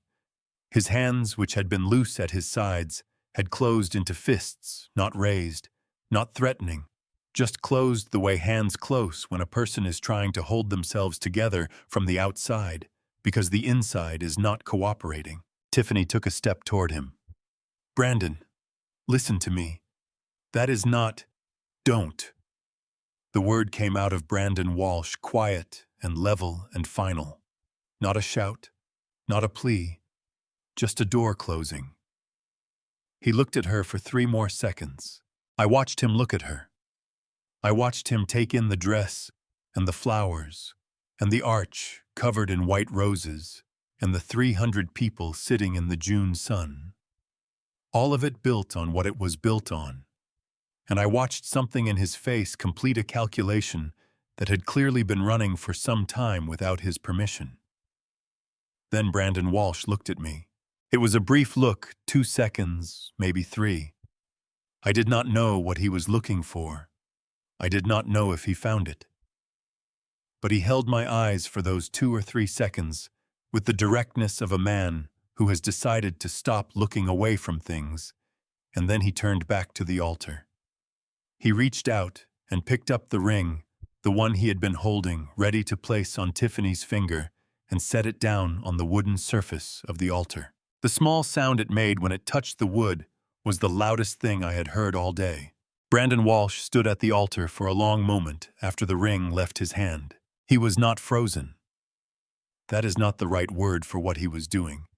He was still in the deliberate way of a man who has made a decision and is taking the time to be certain of it before he acts on it, the way you stand at the top of a ladder before you commit your weight to the first rung, making sure the base is set, making sure the angle is right, making sure that when you move, you are moving correctly and not just moving. Then he reached up and took off his tie. He folded it once lengthwise and laid it across the altar beside the ring. He shrugged his jacket off one shoulder at a time, smoothed it flat with both hands, and placed it on top of the tie. The movements were unhurried. They were not theatrical. He was not performing for the crowd, not making a statement with the slowness of it. He was simply doing things correctly, the way he apparently did most things, and the crowd understood this and went completely quiet in response to it. 300 people watched Brandon Walsh get undressed for his own wedding in absolute silence. Tiffany grabbed his arm. Her fingers wrapped around his forearm the way they had wrapped around mine the night before at the rehearsal dinner, and I thought about the marks her nails had left on her own father's wrist. and felt something shift in my chest that was adjacent to sorrow, but was not quite that. Brandon. Her voice broke on the second syllable. Not from grief, from the specific panic of a person who has built a structure entirely out of other people's assumptions and is watching those assumptions walk away. Please, just listen to me. 5 minutes. That's all I'm asking. Brandon looked down at her hand on his arm. He reached across with his other hand and gently, without force, lifted her fingers off. He held her hand for just a moment, not tenderly, but not cruelly either. The way you set something down that you have been carrying too long. Then he released it. He stepped down from the platform. He walked up the center aisle, the same aisle she had come down 15 minutes ago, with her white dress and her practiced composure and her roses, and he walked it in the other direction, in his white dress shirt with his collar open, and his sleeves already beginning to show the creases from where the jacket had sat. And he walked it the way a man walks, when he has somewhere to be, and knows the way, and does not need to look at the ground to find it. He did not look left. He did not look right. He did not slow at any of the 300 chairs he passed, though I saw several people reach out as he went by a touch on the arm, an outstretched hand. The instinct of people who want to stop a thing that is happening and do not have the words for it. He did not stop for any of them. At the back of the field, he pushed through the wooden gate. The gate swung closed behind him with a wooden knock that rang out across the field. Tiffany stood on the platform with her bouquet in her hand and her dress around her feet, and her face doing something I had not seen it do in a very long time. It was doing nothing. Not performing concern, not manufacturing warmth, not calculating the next angle. Just nothing. The face underneath everything else, the one that had been there before she learned that faces were tools. She looked for a moment like a child who had been left somewhere and was only now beginning to understand that the people who left her were not coming back. I did not allow myself to stay in that observation. I had work to finish. In the fourth row on the left side of the field, Carson Webb was standing. He had risen from his chair at some point during Brandon's walk. I had seen it in my peripheral vision, the movement of a large man trying to be small, trying to make himself unremarkable in a situation where every person in the field was staring at the front and no one was watching the middle rows. He had his jacket buttoned and his phone in his hand, and he was moving toward the left edge of the seating area with the controlled urgency of a man who has a destination and is trying not to look like he has a destination. I raised the microphone. Carson. My voice went out across the field at the same volume it had carried everything else. Calm. Even. The voice of a man reading a meter on a circuit that has already been shut off. The side exit leads to the parking area. I would not go that way. Carson stopped moving. He turned his head toward me slowly, the way you turn toward a sound you were hoping not to hear. His face had the look of a man doing rapid arithmetic on a problem that keeps coming back with the wrong answer.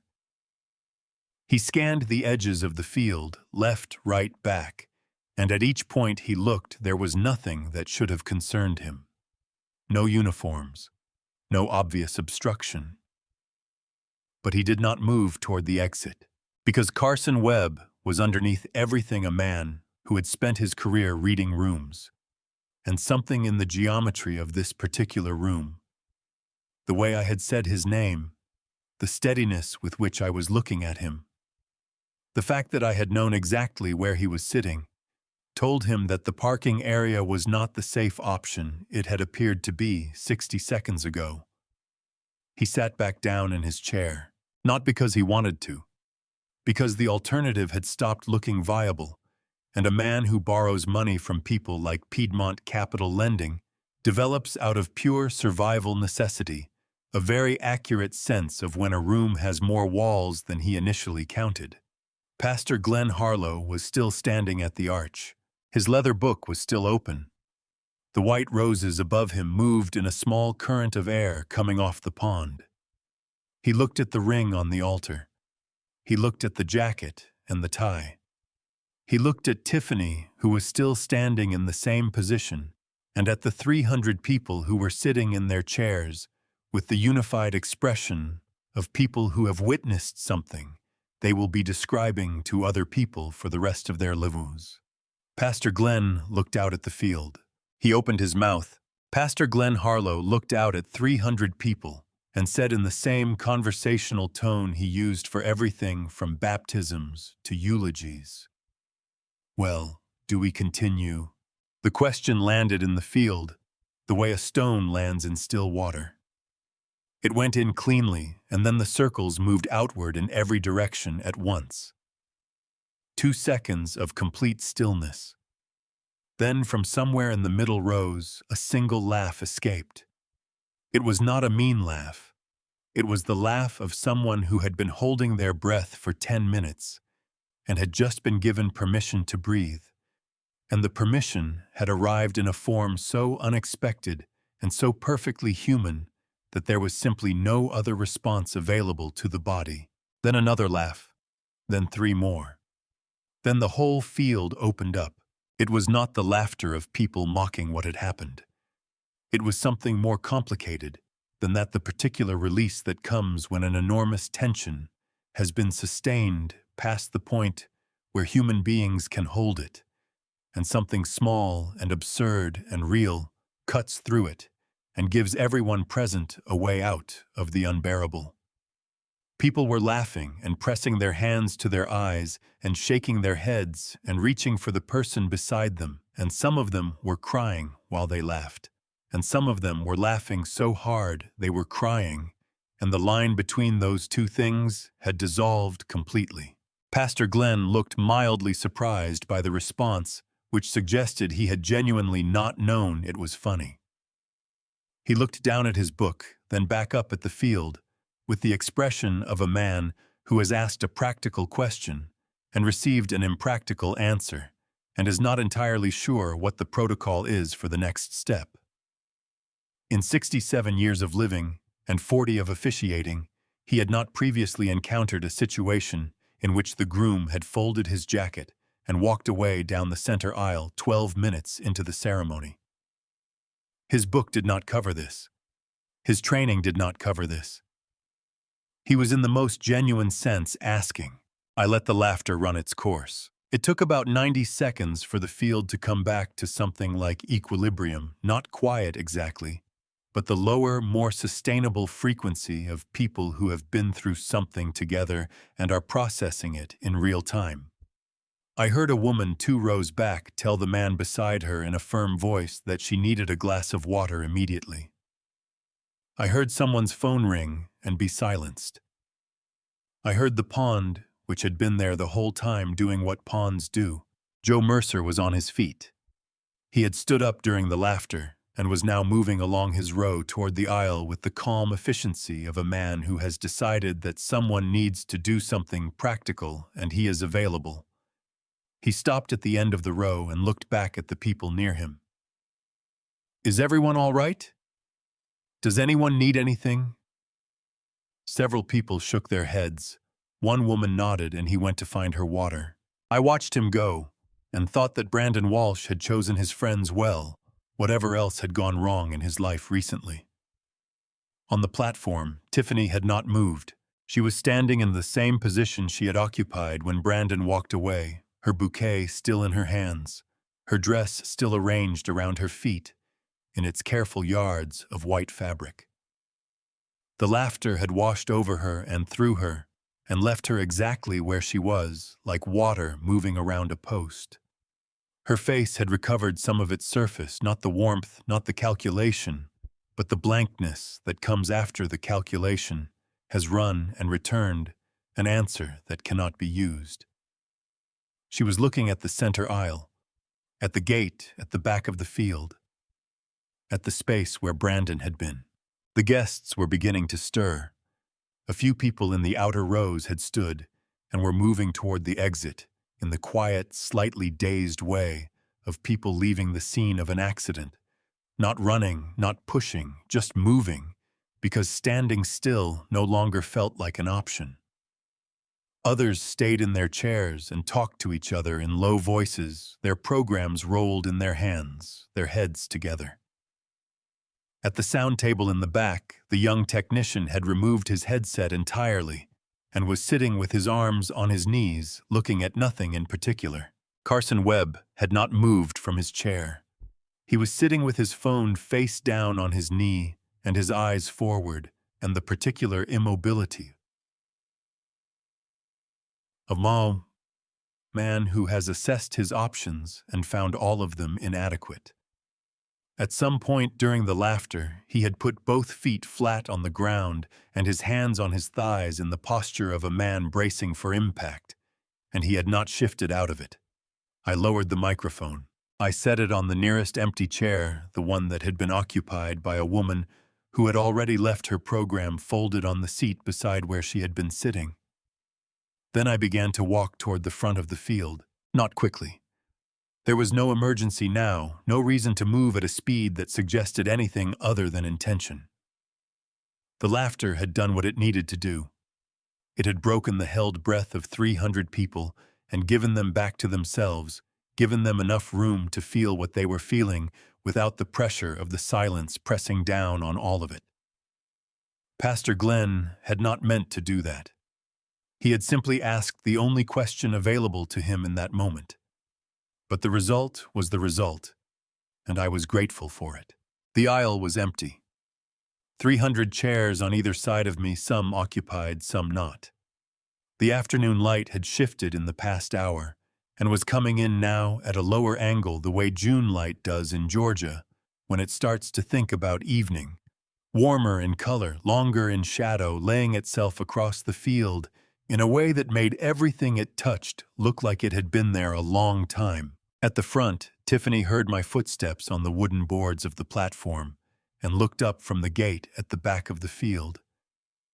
She looked at me the way a person looks when they have run out of the particular kind of energy that performing requires, not broken exactly, but emptied, like a lamp that has been burning for a long time with no one in the room. I stepped up onto the platform. I stopped in front of my daughter. She looked smaller on the platform than she had at the rehearsal dinner. I do not know if that was the dress or the light or the absence of the carefully managed distance she had always kept between herself and the version of events she preferred to present. Whatever it was standing 2 feet in front of her in the June afternoon, I was aware of her in a way I had not been in a long time, not as the person she had been performing, but as the person underneath. Tiffany Cole, 34 years old, in an $8,000 dress that was beginning to show the afternoon in its fabric, holding a bouquet of white roses that had started to droop at the edges from being gripped too hard for too long. She opened her mouth. "Dad, I know," I said. The 2 words were not an interruption. They were more like an answer to a question she had not finished asking yet, the answer to all the versions of the question. The apology version and the explanation version and the justification version, all of them covered by 2 words that meant, "I have heard everything you might say, and I do not need to hear it." She closed her mouth. Her eyes were wet. I want to be honest about that. They were genuinely wet, and I spent a moment looking at them and trying to determine whether what I was seeing was grief or fear. And I concluded that it was probably both layered over each other, the way things get layered in a person over a long time until it becomes difficult, even for the person themselves, to know which part is which. "Your mother loved you," I said. Tiffany's chin dropped toward her chest. Her shoulders drew in slightly, the movement of a person bracing for something. "I want you to understand that clearly," I said, "because I think you may have told yourself a story over the years where that was uncertain. It was not uncertain. She loved you in the specific and tireless way that she loved everything she decided to love without conditions and without a limit, and without ever once making you earn it." I paused. I watched her do it. I watched her do it right up until the end, when she had every reason in the world to do otherwise. Tiffany made a sound that was not quite a word. Her hand tightened on the bouquet, and 2 more petals came loose and fell to the boards. She knew what you were planning, I said. She knew months before she died. And she chose not to be angry. She chose to spend what time she had left being present with me, being in our house, being in her garden. My voice stayed level. I had not planned these words exactly, but they were coming out in the right order, which meant they had been waiting. She made that choice because she loved us both, and because she genuinely believed right up until the end that you were capable of being something better than what you were choosing to be. The field behind me had gone quiet, in the way it goes quiet when people realize they are witnessing something that is not meant for them, but that they cannot bring themselves to stop witnessing. I did not lower my voice for their benefit. These words were not a secret. They were just true. The money is safe, I said. It was always safe. Your mother's legacy is going to be built exactly the way she wanted it built, for exactly the people she wanted it to serve. What you took was mine, my savings, my years of work, and it will be recovered through the courts, and that process has already begun. Tiffany looked up at that. Something moved across her face, the beginning of something that might have been relief or might have been a new calculation beginning. I could not tell which, and I found that I did not need to. There are people who are going to want to talk to you, I said. Lawyers, possibly others. I am not going to tell you what to do about that. You are 34 years old, and you are capable of making your own decisions. You have demonstrated that thoroughly. She flinched at that. Just slightly. Just enough. I reached into the front pocket of my trousers. The $50 bill was still folded the way I had folded it when I put it there in the motel room that morning, the way I had folded it when I took it off the nightstand next to Margaret's photograph. I took it out and held it between my fingers, and I looked at it for a moment, the way I had looked at it in the dark the night before when I had not been able to see it, but had held it anyway. Then I crouched down, my knees made their customary objection, which I overruled, and I placed the bill on the wooden boards of the platform in front of Tiffany's feet. I set it down carefully flat, so that it would not blow away in the breeze coming off the pond. I straightened up. Your mother left money to help people who have nothing, I said. People who need somewhere safe to start over. That was what she wanted her life to have meant. I looked at my daughter's face, at the wet eyes and the roses and the dress that cost more than most people spend on a month of living, and I said the last thing I had to say to her. You took that money, Tiffany, but you did not take what she wanted you to have. I held her eyes for a moment longer. Then I turned away from her and stepped down from the platform. Walter Price was standing at the far end of the center aisle, his dark gray suit catching the low afternoon light, his hands at his sides. He watched me walk toward him with the expression of a man who has seen the end of something long and complicated and is not yet sure what comes after it. I reached him. We stood together for a moment without speaking, which was the right thing for the moment, and we both knew it. Behind me, I heard Tiffany make a sound low and uncontrolled, the sound a person makes when the last of the structure gives way, and there is nothing left to hold the shape of things. I did not turn around. Let's go home, Walter, I said. He nodded once. We walked together through the wooden gate and out into the parking area where the afternoon was doing its slow work of becoming evening, and the loblolly pines along the road were holding the last of the direct light at their tops like something they intended to keep. The movers brought everything back on a Tuesday. It took them 6 hours. They were a different crew from the ones who had taken it, a company Walter had found and vouched for men who carried things carefully and asked before they set anything down in a place they were not certain about. I stood in the front hallway for most of the morning and directed them, and by 2 in the afternoon, The house on Elm Street looked from the inside more or less like itself again, more or less. There were gaps, a lamp that had not survived the transit to the storage facility, a side table that came back with a long scratch across the top that had not been there before. Small losses, the kind that accumulate at the edges of larger events, and remind you that things unlike the feelings attached to them are just things and can be damaged without the world ending. The rocking chair came back intact. I had asked specifically about the rocking chair, the one with the cracked rear leg that Margaret had refused to let me fix, because she said it gave the chair character. The crew chief, a heavy-set man named Douglas, who communicated primarily through nods and the occasional decisive hand gesture, confirmed on the phone 2 days before the delivery that the chair had been found in the storage facility in good condition and would be handled with particular care. He was as good as his word. 2 of his men carried it in together, one on each side, and placed it exactly where I indicated beside the window in the back bedroom, in the spot where the afternoon light came through the curtains, in a way that Margaret had spent 3 weeks adjusting until she got it right. I sat down in it after they left. The crack in the rear leg gave its familiar small sound, the particular complaint it had been making for 12 years, and I put my hands on the armrests and looked out the window at the garden. The roses were in good shape. The neighbor's boy had been coming over twice a week to water them. While the house was in the state it was in, I had asked Earl Hutchins next door if he knew anyone, and Earl, who communicated even more primarily through nods than Douglas did, had sent his grandson over the next morning with a watering can and an air of someone who understood that certain things needed doing without being asked twice. Outside, the Georgia summer was beginning its long surrender to fall.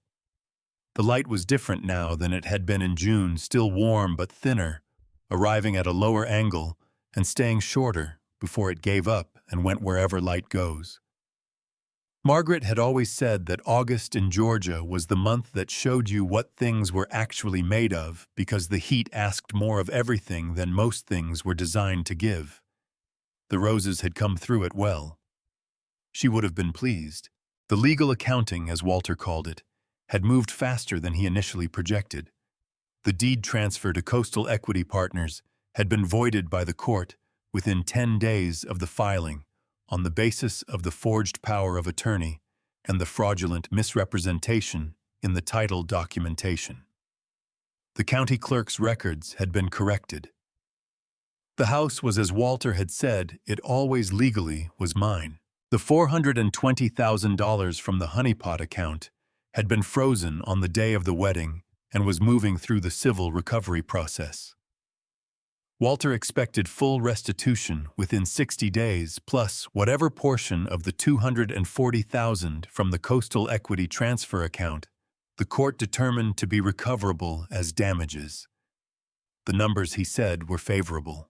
Tiffany was represented by a public defender and had been advised by that public defender to cooperate fully with the district attorney's investigation. Brandon Walsh had retained his own counsel and was cooperating separately. Walter told me, without editorializing, that Brandon's attorney had characterized his client's involvement as the result of misplaced trust rather than criminal intent, and that the district attorney seemed receptive to that characterization. I thought about Brandon walking down the center aisle in his open-collared shirt, with his hands at his sides, and thought that receptive seemed about right. Carson Webb had not been located. He had left his apartment in Savannah the Monday after the wedding, 3 days after the ceremony, 2 days after Piedmont Capital. Lending's representatives had reportedly visited his gym and found it locked. His leased car had been found at the Savannah Hilton Head International Airport in long-term parking with a parking ticket dated that same Monday. Where he had gone from there was a matter of ongoing investigation by several parties, not all of them operating within the traditional legal framework. Walter mentioned this with the careful neutrality of a man who considers it his professional obligation to present facts without commentary. I considered it with the careful neutrality of a man who had spent 30 years watching people make choices and live inside the consequences of them. The antique console table from Charleston was back in the hallway, the one she and I had carried off an estate sale truck together 40 years ago because we could not afford to have it delivered, and I had rented a van and driven it home myself, with Margaret in the passenger seat, reading the map and refusing to admit when she had made a wrong turn. I got up from the rocking chair.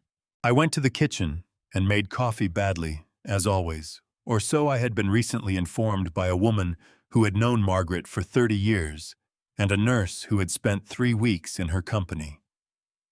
I poured it into the mug I kept on the right side of the cabinet above the coffee maker, the one with the chip in the handle that I had never replaced, because Margaret had dropped it the morning she told me she had gotten the diagnosis, and I had caught it before it hit the floor, and the chip was from the counter, and not the fall. And I had kept the chip because it was from that morning, and that morning was part of us. I carried the mug to the back door and stood on the porch. The garden was doing what gardens do in August in Georgia.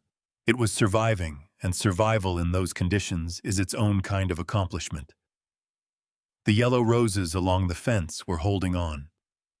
The red ones on the trellis I had built for her 30th wedding anniversary had dropped most of their summer blooms, but were putting out new growth at the ends of the canes, the tentative green of something that intends to come back.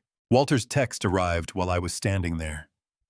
I read it once, set the mug on the porch railing, and called him back. He picked up on the first ring. "The foundation paperwork cleared this morning," he said. "The nonprofit registration is approved. The property on Clement Street is ready for occupancy. We have the funds, we have the permits, we have the staff hired and trained." A pause, and I could hear in it the particular quality of Walter Price trying not to sound moved and not entirely succeeding. "Raymond, we are ready whenever you are." I looked out at the garden, at the yellow roses and the red ones and the trellis, and the place along the fence where Margaret had planted a climbing hydrangea the spring before she got sick, the one that had taken 3 years to establish and had finally bloomed for the first time this past June while I was sleeping in a motel room and did not know it yet. "Tell me where to sign, Walter," I said. He told me. The sign was Walter's idea, not the foundation that had always been Margaret's, born in hospice conversations and kitchen table plans made by a woman who understood her time was finite and chose to use what remained of it with purpose.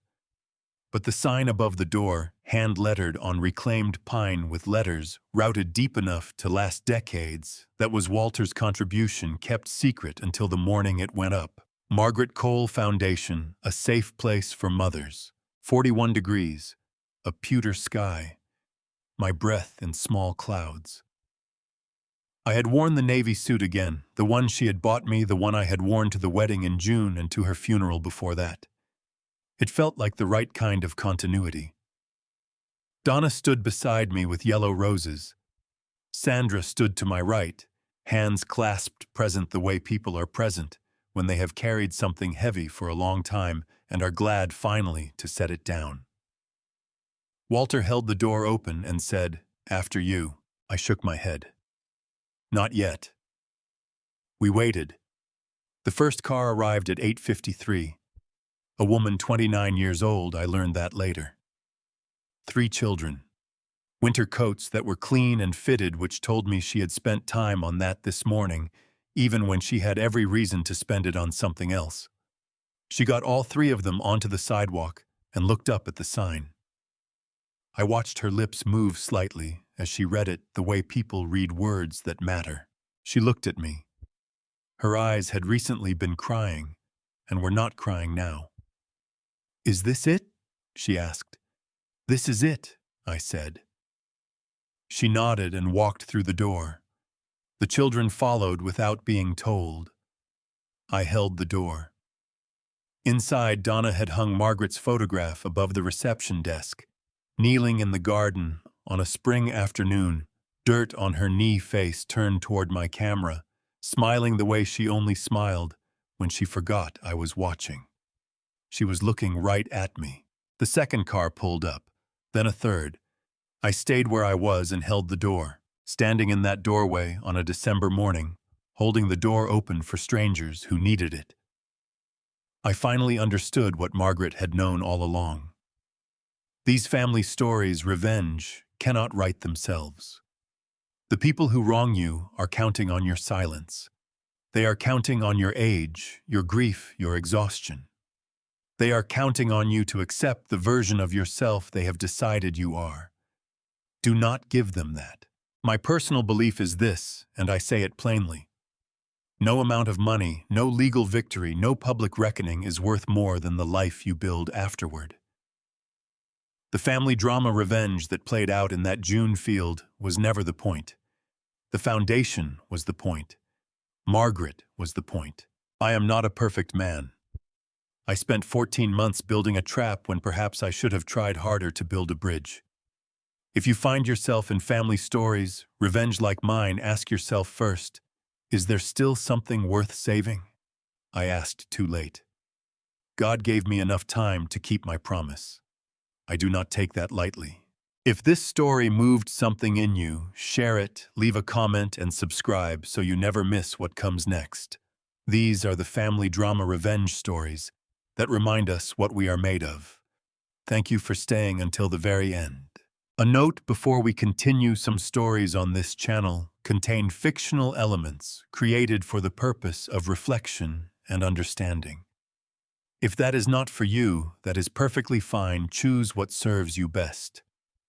But if you stay, I promise to make it worth your time.